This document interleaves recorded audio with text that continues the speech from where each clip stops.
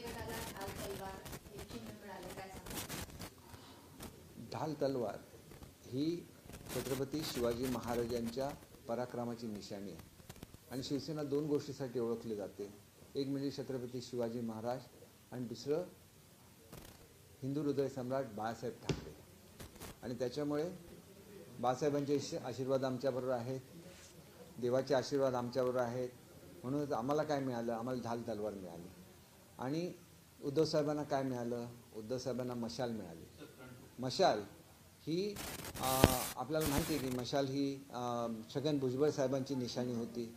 आणि छगन भुजबळ साहेबांनी काय काय केलं आपल्याला माहिती आहे. बाळासाहेबांना अटक करण्यापर्यंतची तयारी केली. ज्या लोकांनी त्यांच्याच मांडीला मांडी लावून जे मंत्रिमंडळामध्ये बसले त्यांना ती मशाल घेताना काय वाटणार नाही. आणि त्या मशालीची तुलना कशाशी करतायत? बाळासाहेबांच्या अमर ज्योतीशी. ते जे ज्योत जळत असते त्याला मशाल म्हणत नाहीत, ती अमर ज्योत असते. मग ती ज्या ठिकाणी आपले सैनिक असतील त्यांनी जे बदनाम केलं, तिथं बलिदान केलं, त्यालासुद्धा अमर ज्योत तिथं असते. बाळासाहेबांनी जे आत्मसमर्पण केलेलं आहे महाराष्ट्राच्या जनतेसाठी त्यांचीसुद्धा ती अमर ज्योत आहे. आणि त्या अमर ज्योतीशी तुम्ही मशालीशी तुलना करता तर तुम्ही किती खाली जाता याचा विचार करा. राजकारणाच्या पलीकडे बाळासाहेब आहे. बाळासाहेबांच्या नावाचं राजकारण आम्ही कधी केलं नाही, पुढे कधी करणार नाही. बाळासाहेबांनी शिवसैनिक घडवला. तो 80% समाजकारण 20% राजकारण करणारा शिवसैनिक घडवला. आणि म्हणून खऱ्या अर्थाने बाळासाहेबांच्या स्मृतीवर तर शिवसैनिकाचा अधिकार आहे. शिवसेना आणि शिवसैनिक वजा बाळासाहेब हे कधी झालेच नाही. बाळासाहेबांच्या नावाने शिवसेना चालली, बाळासाहेबांच्या विचारावर शिवसेना चालली. आणि म्हणून बाळासाहेबांची शिवसेना म्हणजे कुठल्या बाळासाहेबांची हे विचारायला लागतं का? आज कुठल्याही काँग्रेसचे पुढारी येतात आणि म्हणतात माझं नाव सुद्धा बाळासाहेब आहे. अहो, बाळासाहेबांची शिवसेना याचा अर्थ शिवसेनेचे बाळासाहेब.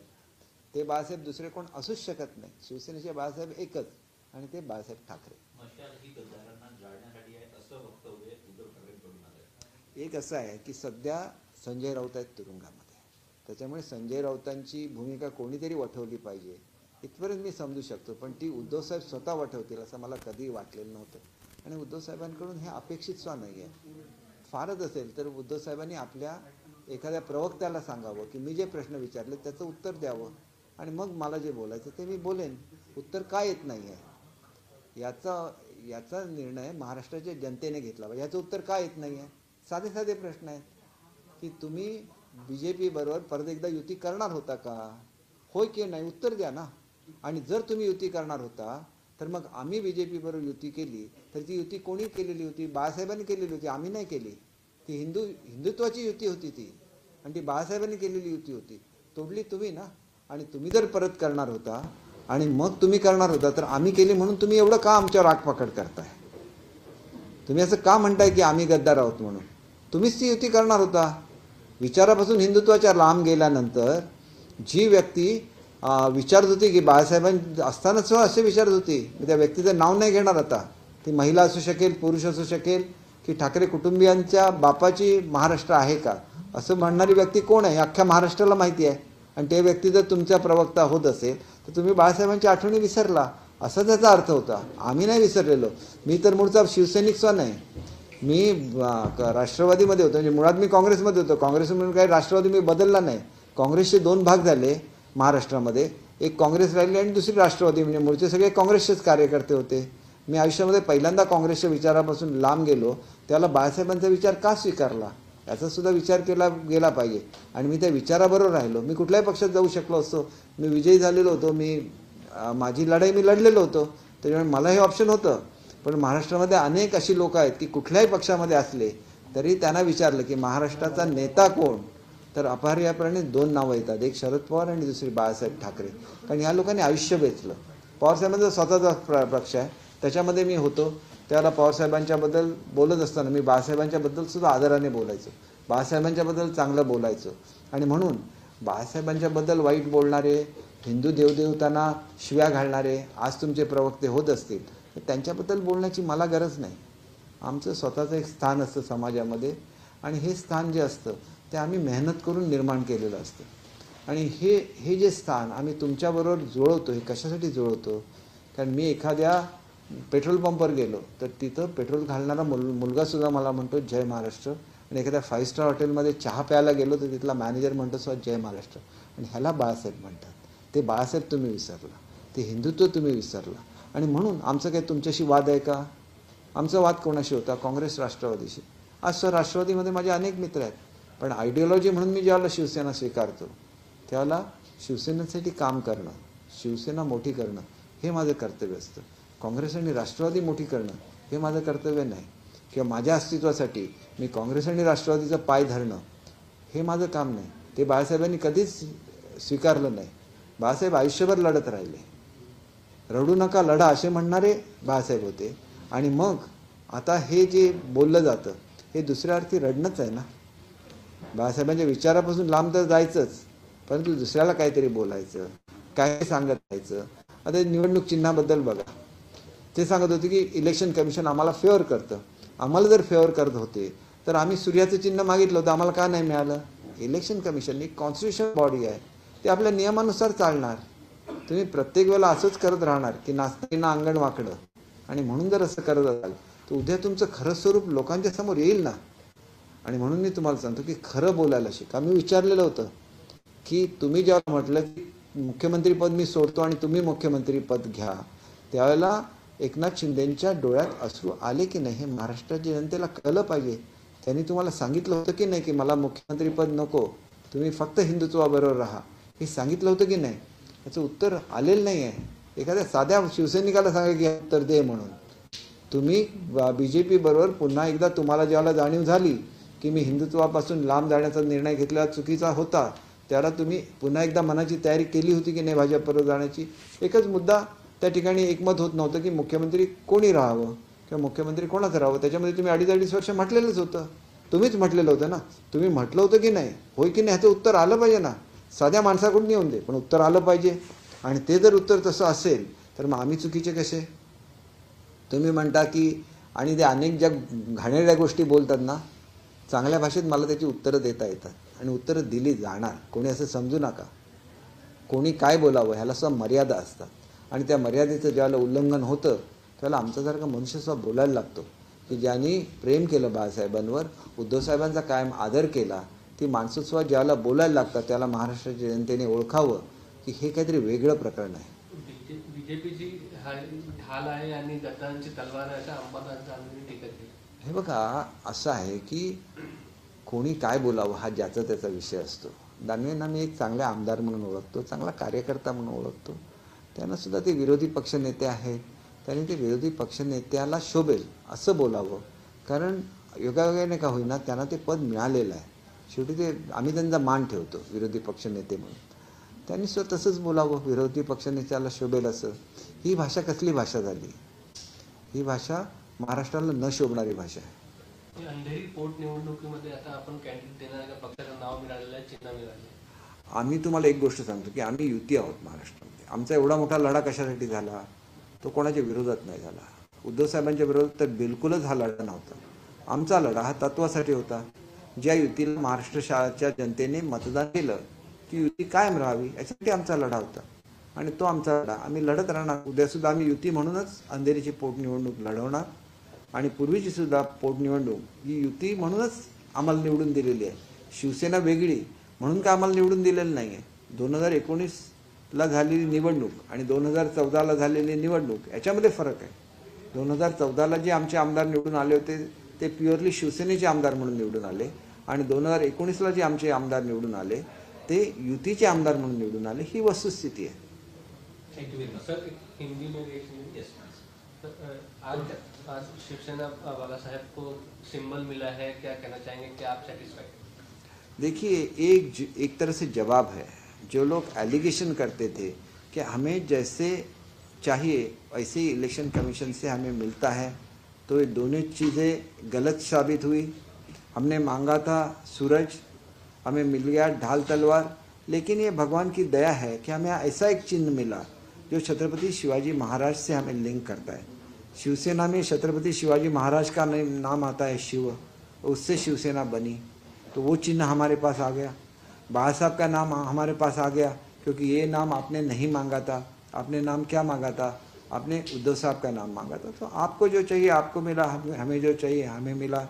हम बाबा साहब के विचारों पे चलते हैं, क्योंकि बाबा साहब ने महाराष्ट्र का स्वाभिमान जागरूक किया था और इसीलिए लोग उन्हें जानते हैं। वो कभी ऐसे एलिगेशन नहीं करते थे, ऐसी बुरी बातें नहीं करते थे। वो एक ही बार अपना जो कहना है, एक ही बार दशहरे का जो उनका रैली रहता था उसमें ही वो बोलते थे और इस तरह से बोलते थे कि उनकी भाषा उनको ही शोभा देती थी। अन्य कोई अगर उनकी भाषा इस्तेमाल करने की कोशिश करे तो उसके लिए उनको बाबा साहेब जैसी हाइट पे जाना पड़ेगा। वो इतने दिलदार थे कि आज बोलेंगे तो कल उसके पीठ भी थपथपाएंगे, इतने उनका बड़ा हृदय था। इसीलिए लोग वो क्या बोलते हैं उसको ज़्यादा ये नहीं देते कि उन्होंने कुछ गलत शब्द अपने लिए यूज़ किया है, ऐसे कोई नहीं सोचता था, क्योंकि ये उनका बड़प्पन था, ये उनकी भाषा थी और वो भाषा बोलने का अधिकार उनका ही था। तो मुझे ऐसे लगता है कि आज ये अधिकार किसको नहीं है। और जिस भाषा में संजय राउत बोलते थे, अगर उनकी भाषा उद्धव साहब बोलने लगे तो उनके बारे में हमें जो इज्जत है उसको भी कहीं पे ठेस लग जाती है। इतना ही मुझे कहना है। मेरी इज्जत उनके लिए हमेशा थी, हमेशा रहेगी। उनके खिलाफ मैं कुछ भी नहीं बोलूँगा, लेकिन जो हकीकत है वो लोगों के सामने लाना ये मेरा कर्तव्य है, क्योंकि मैं स्पोक्स पर्सन हूँ शिंदे साहब का।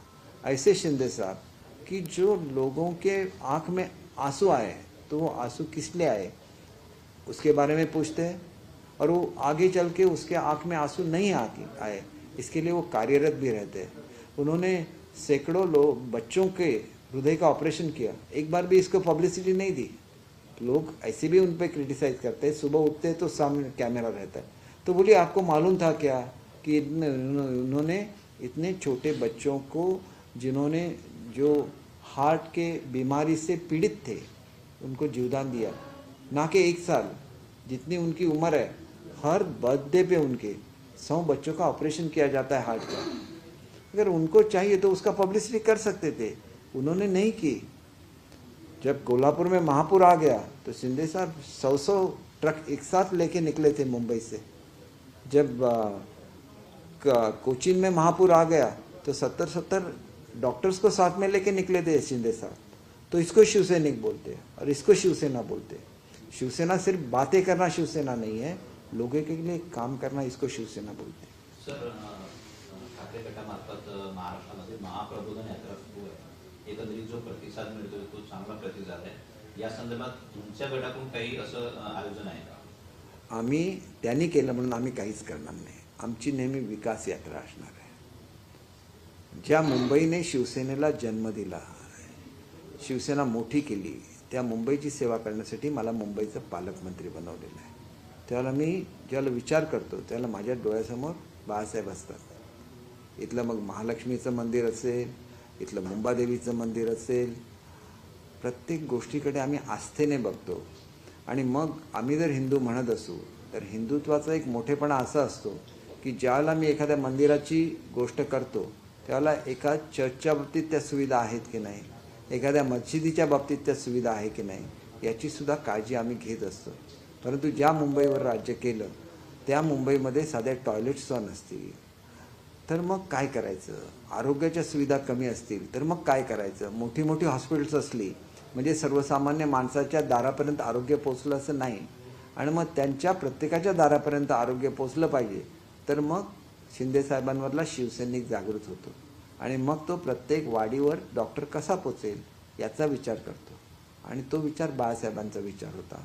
आणि तो विचार करण्यासाठी कोळी लोक हे मूळचे रहिवासी आहेत मुंबईचे। किती लोकांनी कोळी लोकांचा विचार केला सांगा। मला मुंबईचा पालकमंत्री का बनवलं हे मी तुम्हाला सांगतो की मी पर्यटनामध्ये खूप अभ्यास केलेला आहे। जगभरामध्ये जिथं जिथं फिशरमनची वस्ती असते तिथं फिशिंग विलेज असतं, त्याच्यामध्ये तिथं केलेल्या लोकांनी खाद्यपदार्थ खायला लोक जातात आणि ती लोक तिथं जातात म्हणून तिथल्या लोकांना रोजगार मिळतो। एक फक्त कोळी महोत्सव केला म्हणजे त्या समाजाची जबाबदारी संपली अशी नाही। मुंबईला एवढे लोक रोज येत असतात की त्यांनी तिथं जर त्यांना रोज ते पदार्थ मिळायला लागले, रोज लोक तिथं जातील, उद्या त्या वस्त्या स्वच्छ होतील, तिथं वासे वाळवले जातात, त्याचा जो वास येतो त्याच्याऐवजी तिथं सोलर ड्रायर्स असतील। आणि हा विचार करणारा त्याला शिवसैनिक म्हणतात. बाळासाहेबांचा विचार हा सर्वसामान्य माणसाचा विचार होता. कालानुरूप त्याला त्यांनी वडापावाची म्हटलेलं होतं आणि वडापावच्या गाड्या घालण्यासाठी लोकांना सांगितलं. काळ बदललेला आहे. आता फिशिंग विलेजेस झाले पाहिजे, त्याच्यामधून फिशिंग ज्या वुमन असतील त्यांना रोजगार मिळाला पाहिजे. जिथं जिथं रोजगाराच्या संधी आहेत त्या तयार केल्या गेल्या पाहिजेत. आणि एवढ्या काळामध्ये त्या गरीब माणसाचा कोणी विचार नाही केला. रिडेव्हलपमेंटच्या नावाखाली मुंबईचा मनुष्य मुंबईच्या बाहेर फेकला गेला, त्याचा विचार कोणी नाही केला. त्याचा विचार करण्यासाठी एक शिवसैनिकच तिथं यायला लागतो आणि तो शिवसैनिक आलेला आहे. आणि तो शिवसैनिक म्हणजे एकनाथ शिंदे आणि ते ह्याचा विचार करतील याची मला खात्री आहे. आणि म्हणून मला मुंबईचा पालकमंत्री केला आहे. मुंबईचा पालकमंत्री झाल्यानंतर मी ताबडतोब नगरपालिका ही आमची इम्प्लिमेंटेशन एजन्सी असते, नगरपालिकेबरोबर हे केलं. प्रत्येक गोष्टीची चर्चा केलेली आहे. आणि मी तुम्हाला सांगतो की ज्या वेळेला ज्या कोळी बांधवांच्या बरोबर संवाद झाला त्यावेळेलासुद्धा या गोष्टीचा उल्लेख एकनाथ शिंदेजींनी केला. काम ज्यांनी विचार दिला त्याचा उल्लेख करणं हा सुद्धा मनाचा मोठेपणा असतो.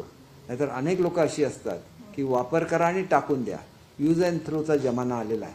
आणि त्या यूज अँड थ्रो ज्या लोकांनी केलं त्यांना तो टॅलेंट्स कळला नाही, त्यांना ह्याचा वापर गरीब लोकांसाठी केला पाहिजे हे कळलं नाही. आणि हे कळण्यासाठी एकनाथ शिंदेंना मुख्यमंत्री व्हावं लागलं असं मला स्वतःला वाटतं. थँक्यू.